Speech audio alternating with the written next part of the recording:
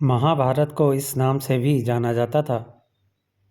Answer विकल्प 3 सही है। महाभारत प्राचीन भारत के प्रमुख संस्कृत महाकाव्यों में से एक है। महाभारत कुरुक्षेत्र युद्ध और कौरवों और पांडव राजकुमारों के भाग्य का एक महाकाव्य है। इसमें दार्शनिक और भक्ति सामग्री भी है।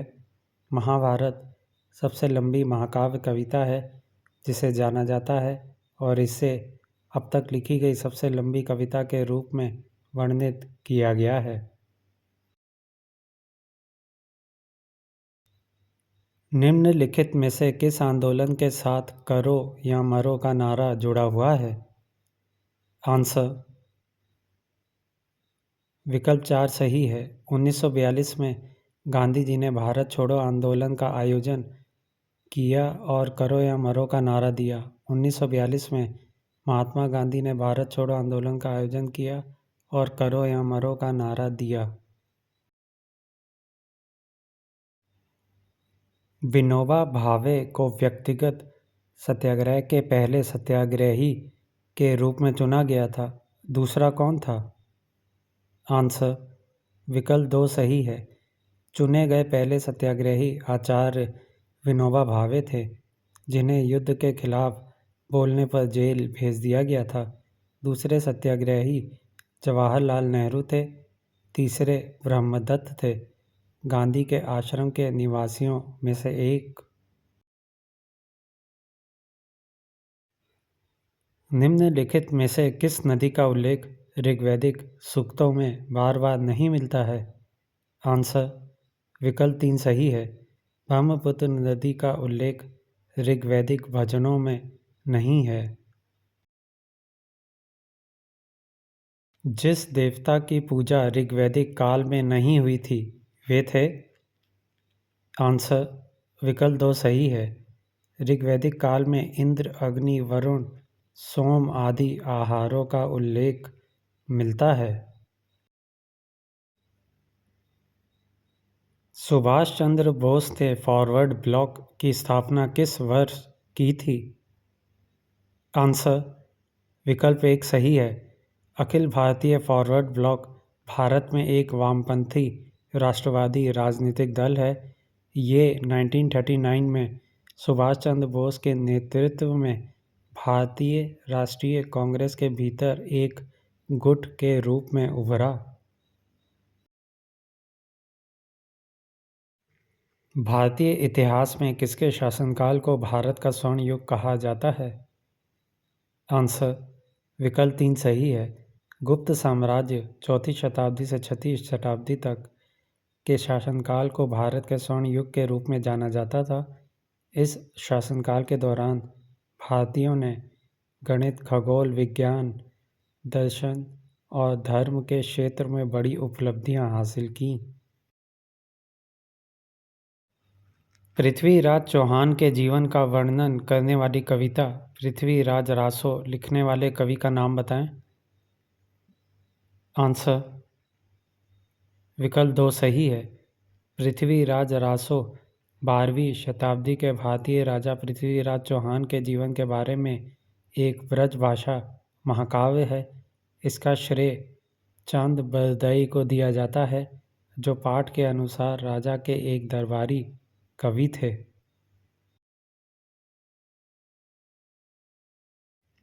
अठारह सौ 28 में स्थापित ब्रह्मा समाज के संस्थापक कौन थे?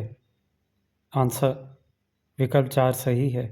राजा राम मोहन राय ने 1828 में बंगाल में एक महत्वपूर्ण सामाजिक धार्मिक सुधार आंदोलन ब्रह्मा समाज की स्थापना की। जलियांवाला बाग त्रासदी कब हुई थी? आंसर विकल्प 3 सही है। जलियांवाला बाग हत्याकांड, जिसे अमृतसर नरसंहार के नाम से भी जाना जाता है, 13 अप्रैल 1919 को हुआ था। कुतुब मीनार के परिसर में मेहरौली स्तंभ मुख्य रूप से किस लिए प्रसिद्ध है? आंसर विकल्प 3 सही है। कुतुब मीनार के परिसर में मेहरौली स्तंभ मुख्य रूप से स्टील की उत्कृष्ट गुणवत्ता के लिए प्रसिद्ध है।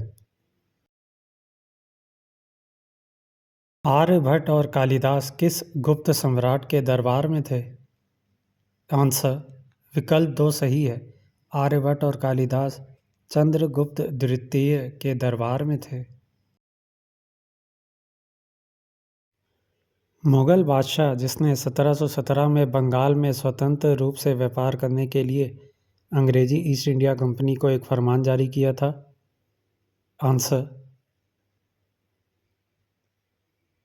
विकल्प 1 सही है। 1717 में फर्रुखिया ने फरमान जारी कर ब्रिटिश ईस्ट इंडिया कंपनी को मुगल साम्राज्य में रहने और व्यापार करने का अधिकार दिया।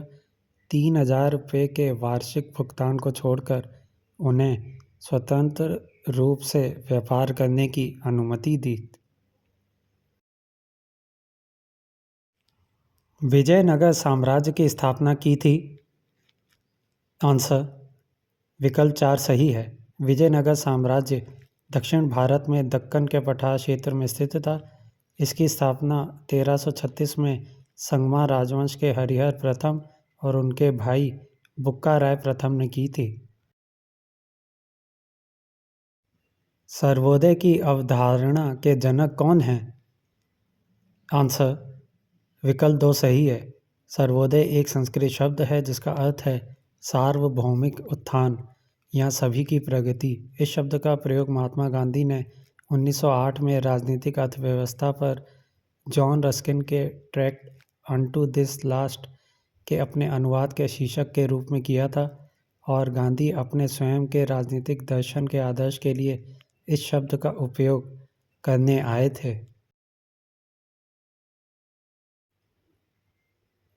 वंदे मातरम राष्ट्रीय गीत किसके द्वारा लिखा गया था? आंसर विकल्प 1 सही है। वंदे मातरम 1870 के दशक में बंकिम चंद्र चट्टोपाध्याय द्वारा रचित एक कविता है जिसे उन्होंने अपने 1881 के उपन्यास आनंद मठ में शामिल किया था। भारत का अंतिम ब्रिटिश वायसराय कौन था? आंसर विकल्प 4 सही है। लॉर्ड माउंटबेटन ब्रिटिश भारत के अंतिम वायसराय और स्वतंत्र भारत के पहले गवर्नर जनरल थे। संयुक्त राष्ट्र संघ द्वारा निम्नलिखित में से किस दिन को अहिंसा का अंतर्राष्ट्रीय दिवस घोषित किया गया था? आंसर विकल्प 2 सही है। महात्मा गांधी के जन्मदिन 2 अक्टूबर को अंतर्राष्ट्रीय अहिंसा दिवस मनाया जाता है। इस दिन को भारत में गांधी जयंती के रूप में जाना जाता है। किसने कहा कि क्रिप्स प्रस्ताव एक डूबते हुए बैंक का उत्तर दिनांकित चेक था? आंसर विकल्प 3 सही है। क्रिप्स मिशन के प्रस्तावों के संबंध में महात्मा गांधी की टिप्पणी एक ढहते हुए बैंक पर एक पोस्ट डेटेड चेक है। स्वतंत्रता संग्राम के दौरान अरुणा आसफ अली डैश में भूमिगत गतिविधियों की प्रमुख महिला संगठक थी। आंसर विकल्प 2 सही है। अरुणा आसफ अली एक स्वतंत्रता सेनानी थी और भारत छोड़ो आंदोलन के दौरान बम्बई में कांग्रेस का झंडा फहराने के लिए उन्हें व्यापक रूप से याद किया जाता है। उन्हें स्वतंत्रता आंदोलन की ग्रैंड ओल्ड लेडी के रूप में जाना जाता है। जैन तीर्थंकरों के उत्तराधिकार में अंतिम थे? आंसर विकल्प 3 सही है। महावीर जिन्हें वर्धमान के नाम से भी जाना जाता है 24वें जैन तीर्थंकर थे। उनका जन्म 599 ईसा पूर्व भारत के बिहार राज्य में हुआ था।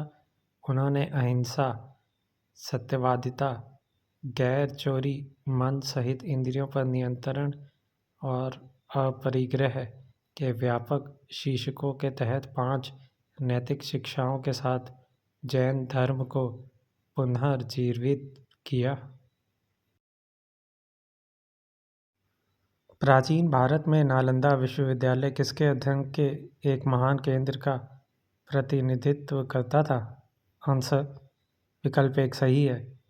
महायान बौद्ध धर्म की शाखाओं में से एक है और बौद्ध दर्शन और अभ्यास के वर्गीकरण के लिए एक शब्द है। यह भारत में पहली ईसा पूर्व के दौरान अस्तित्व में आया। महायान परंपराओं की शिक्षाओं के अनुसार महायान भी बोधिसत्व के पथ को संदर्भित करता है जो सभी संवेदनशील प्राणियों के लाभ के लिए पूर्ण ज्ञान प्राप्त करता है।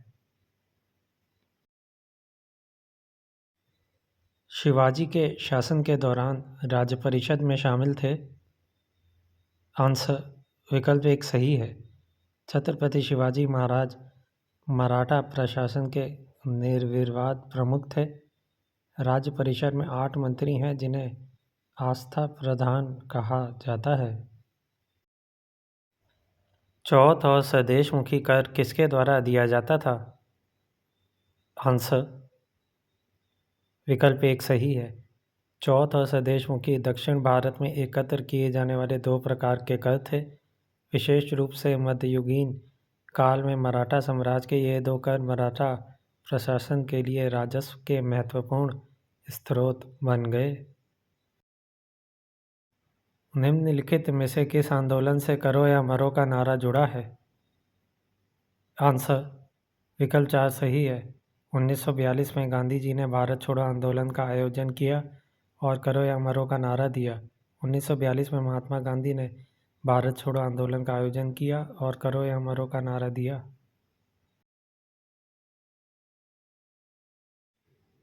कौटिल्य का अर्थशास्त्र किन पहेलियों से संबंधित है? आंसर विकल्प एक सही है।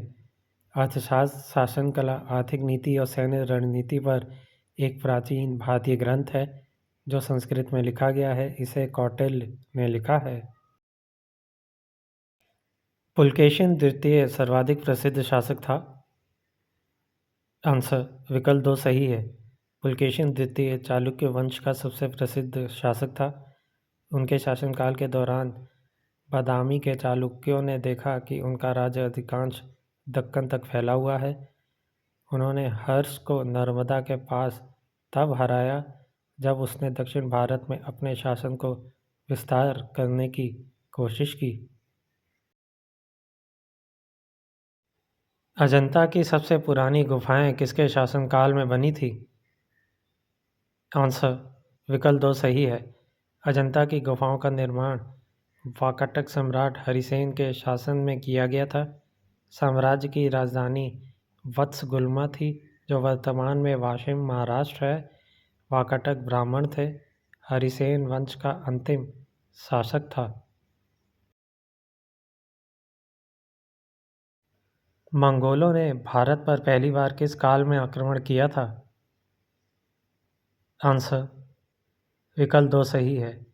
इल्तुतमिश के काल में पहली बार मंगोलों ने भारत पर आक्रमण किया।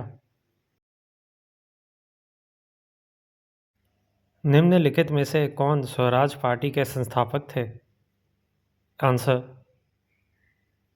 विकल्प 3 सही है। दिसंबर 1922 में चित्तरंजन दास, नरसिम्हा चिंतामन केलकर और मोतीलाल नेहरू ने कांग्रेस खिलाफत स्वराज पार्टी का गठन किया जिसमें दास अध्यक्ष और नेहरू सचिवों में से एक थे। निम्नलिखित घटनाओं का सही क्रम क्या है? लखनऊ समझौता, द्वैत शासन का परिचय, रोलेट एक्ट, बंगाल का विभाजन। आंसर विकल्प 2 सही है। बंगाल का विभाजन 1905, लखनऊ समझौता 1916, रोलेट एक्ट 1919 मार्च, द्वैत शासन का परिचय 1919 दिसंबर। गांधी के नेतृत्व में असहयोग आंदोलन किस वायसराय के दौरान जोरों पर था? आंसर विकल्प 3 सही है। लॉर्ड चैम्सफोर्ड को 1921 में लॉर्ड रीडिंग द्वारा 1925 तक भारत के गवर्नर जनरल और वायसराय के रूप में उत्तराधिकारी बनाया गया था। इस चरण में असहयोग आंदोलन, स्वराज पार्टी, काकोरी आंदोलन जैसी कई महत्वपूर्ण घटनाएं हुईं। सती प्रथा का सबसे पहला उल्लेख निम्नलिखित में से किस अभिलेख में मिलता है? आंसर विकल्प 2 सही है।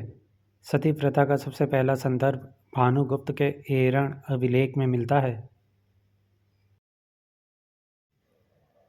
बीबी का मकबरा डैश में स्थित एक मकबरा है। इसे औरंगजेब के बेटे आजम शाह ने 1678 में बनवाया था। आंसर विकल्प 2 सही है।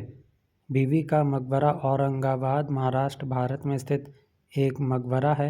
इसे औरंगजेब के बेटे आजम ने अपनी मां दिलरस बानो बेगम की याद में बनवाया था। विधानसभा के विचार विमर्श को निर्देशित करने के लिए वस्तुनिष्ठ प्रस्ताव किसके द्वारा पेश किया गया था? आंसर विकल्प 1 सही है। संविधान का निर्माण शुरू होने से पहले 1946 में एक उद्देश्य प्रस्ताव, विधानसभा के लक्ष्यों को परिभाषित करने वाला प्रस्ताव जवाहरलाल नेहरू द्वारा पेश किया गया था। इस संकल्प ने संविधान निर्माण के पीछे की आकांक्षाओं और मूल्यों को स्थापित किया।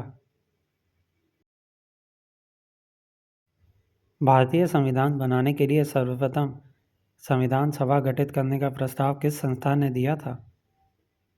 आंसर विकल्प 2 सही है। भारत में कम्युनिस्ट आंदोलन के प्रणेता और क्रांतिकारी लोकतंत्र के हिमायती एम.एन. राय ने 1934 में भारत की एक संविधान सभा के लिए एक विचार प्रस्तावित किया था। ये 1935 में भारतीय राष्ट्रीय कांग्रेस की एक आधिकारिक मांग बन गई। सी राजागोपालाचारी ने 15 नवंबर 1949 को वयस्क मताधिकार के आधार पर एक संविधान सभा की मांग की और अगस्त 1940 में अंग्रेजों द्वारा इसे स्वीकार कर लिया गया। निम्नलिखित में से किस तारीख को जवाहरलाल नेहरू ने रावी के तट पर तिरंगा राष्ट्रीय ध्वज फहराया था, जब घड़ी ने आधी रात को दस्तक दी थी? आंसर विकल्प 1 सही है। 31 दिसंबर 1929 को जवाहरलाल नेहरू ने रावी के तट पर तिरंगा राष्ट्रीय ध्वज फहराया, क्योंकि घड़ी ने आधी रात को दस्तक दी। पुराण संख्या में डैश हैं? आंसर विकल्प 1 सही है। कहा जाता है कि ये संख्या में 18 हैं, 6 के 3 समूहों में विभाजित हैं। वैदिक समाज की आचार संहिता निर्धारित की गई है। आंसर विकल्प 4 सही है। वैदिक साहित्य मुख्यतः 2 प्रकार का होता है, श्रुति और स्मृति। वेद को श्रुति कहा जाता है और ये सर्वोच्च प्रमाण है। अन्य ग्रंथों को स्मृति कहा जाता है और वे श्रुति से अधिकार प्राप्त करते हैं। ऋग्वैदिक काल में राजा के बाद सबसे महत्वपूर्ण पदाधिकारी था? आंसर विकल्प 1 सही है। पुरोहित वैदिक काल में पुजारी के लिए आधिकारिक उपाधि है। वैदिक धर्म के पुजारी अनुष्ठानों और बलिदानों के अधिकारी हैं। मुगलों के अधीन नगरीय क्षेत्र में न्यायिक शक्तियों का प्रयोग किया जाता था? आंसर विकल्प 3 सही है। कोतवाल किले के नेता के लिए मध्यकालीन भारत में इस्तेमाल किए जाने वाला एक शीर्षक था। कोतवाल अक्सर दूसरे शासक की ओर से एक बड़े शहर या छोटे शहरों के एक क्षेत्र के किले को नियंत्रित करते थे। ये कार्य ब्रिटिश भारत के जेलदार के समान था।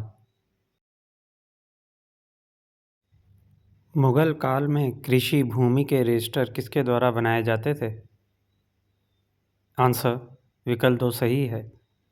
कानूनगो एक अधिकारी थे जो कृषि भूमि के रजिस्टरों का रखरखाव करते थे। गांधी को महात्मा की उपाधि किसने दी? आंसर विकल्प 1 सही है। महात्मा की उपाधि गांधी जी को रविंद्रनाथ टैगोर ने प्रदान की थी। जब साइमन कमीशन ने भारत का दौरा किया, वायसराय थे? आंसर विकल्प 2 सही है। 3 अप्रैल 1926 को लॉर्ड इरविन को भारत का 30वां वायसराय और गवर्नर जनरल नियुक्त किया गया। ये भारत की राजनीति का सबसे उथल पुथल वाला दौर था। इस अवधि के दौरान महत्वपूर्ण घटनाएं थीं, साइमन कमीशन की यात्रा 1928, नेहरू रिपोर्ट 1928, जिन्ना की 14 सूत्री 1929 के मर्डर ऑफ सैंडर्स आदि। निम्नलिखित में से किसके विरोध में कांग्रेस पार्टी के कट्टरपंथी विंग द्वारा स्थापित इंडिपेंडेंस फॉर इंडिया लीग थी? आंसर विकल्प 3 सही है। अप्रैल 1928 में नेहरू रिपोर्ट के विरोध में जवाहरलाल नेहरू और सुभाष चंद्र बोस के साथ सचिवों और एस श्रीनिवास अयंगर के अध्यक्ष के रूप में इंडिपेंडेंस ऑफ इंडिया लीग का गठन किया गया था। पूर्ण स्वराज भारत के राजनीतिक लक्ष्य के रूप में पूर्ण स्वतंत्रता की घोषणा करने वाला एक प्रस्ताव 1929 की कांग्रेस में पारित किया गया था। आंसर विकल्प 2 सही है। दिसंबर 1929 के लाहौर अधिवेशन में कांग्रेस ने पूर्ण स्वराज प्रस्ताव पारित किया। ये वही सत्र था जिसमें जवाहरलाल नेहरू को कांग्रेस के अध्यक्ष के रूप में चुना गया था। निम्नलिखित में से कौन सा युग्म सही सुमेलित नहीं है? आंसर विकल्प 2 सही है। जनवरी 1615 में सर थॉमस रो ने सम्राट जहांगीर को इंग्लैंड के राजा के राजदूत के रूप में अपनी साख प्रस्तुत की। दिल्ली की प्रसिद्ध जामा मस्जिद का निर्माण किया था? आंसर विकल्प 3 सही है। मस्जिद जहानुमा, जिसे आमतौर पर दिल्ली की जामा मस्जिद के रूप में जाना जाता है, भारत की सबसे बड़ी मस्जिदों में से एक है। इसे मुग़ल बादशाह शाहजहां ने 1644 और 1656 के बीच बनवाया था। मस्जिद 1656 ईस्वी में 3 बड़े द्वारों, 4 मीनारों और 2 40 फीट ऊंची मीनारों के साथ लाल बलुआ पत्थर और सफ़ेद संगमरमर की पट्टियों से निर्मित हुई थी। मध्यकालीन भारत में युद्ध में तोपखाने का उपयोग करने वाला पहला व्यक्ति निम्नलिखित में से कौन था? आंसर विकल्प 1 सही है। मुगल सेना ने व्यक्तिगत आग्नेयास्त्रों से बड़े बारूद के हथियारों की एक विस्तृत श्रृंखला का इस्तेमाल किया, जिसमें रॉकेट और मोबाइल गन से लेकर एक विशाल तोप शामिल थी। पानीपत की लड़ाई में बाबर द्वारा तोपखाने का पहली बार इस्तेमाल किया गया था। 1665 में पुरंदर की संधि का तात्कालिक उद्देश्य क्या था? आंसर विकल्प 2 सही है। पुरंदर की संधि छत्रपति शिवाजी महाराज और राजा जयसिंह, मुगल सम्राट औरंगजेब की ओर से के बीच हुई थी। संधि में कुछ गुप्त खंड भी थे जो सम्राट की ओर से बीजापुर के खिलाफ युद्ध में शिवाजी की भागीदारी के लिए प्रदान करते थे।